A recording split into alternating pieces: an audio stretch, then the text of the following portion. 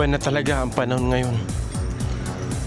Dati, yung mga dilis, mga dulong, sa gabi lang nahuhuli yan.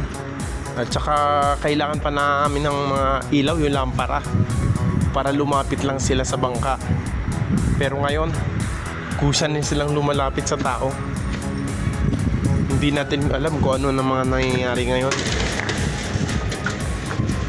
Nandyan na lang sila sa tabing dagat, kusa na lang silang sinasando, hinuhuli, ganyan.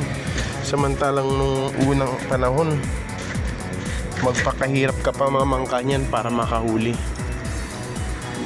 Yun no, ang laki na ng pagbabago ng panahon natin ngayon. Hindi natin alam kung yan ba ikakatuwa natin o yan ba dapat ikakatakot natin.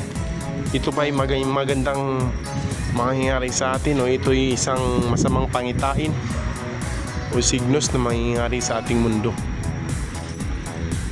Para silang nabulabog na sa karagatan, na nagsipuntahan sa mababaw, sa dagat, sa gilid, nagsitabihan na sila, parang silang may mga kinakatakutan, you know? Hindi natin alam kung ano nangyayari. Pero guys, dasalan tayo, pray lang, magpapasalamat pa rin tayo sa Diyos kung ano man ang mga binibigay niya sa atin na mga grasya katulad niyan. So biyaya pa rin yan ng Panginoon na binigay sa mga tao. Ayan. So wag naman nating abusuhin guys. Gawin natin yung tama, pangalagaan natin ang ating mga karagatan, kung ano man ang dapat, sapagkat yan ay bigay sa atin ng Panginoon. Ayun, magpapasalamat tayo sa Diyos sa mga binigay sa atin. Ayan guys. So ang dami na nila nanguhuli. Sa amin yan guys, sa Huangon, Malitbog, Southern Leyte. Ayan, sa amin yan. Dami nilang huling dilis, oh. Sarap. Wow.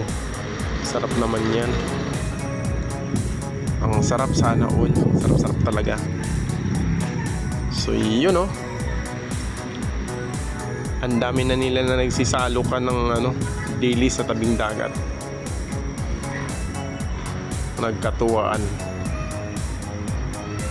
Preskong presko guys. Tumatalon-talon pa. Ang sarap. Ayan. Ayan guys, magpapasalamat tayo sa Panginoon so kung man binigay nila sa atin.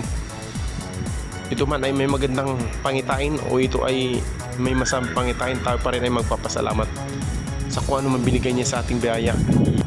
Ayun guys, hanggang dito na lang. Ako'y magpapaalam na sa inyo lahat. Ayan, maraming salamat po sa manunood. Thank you very much.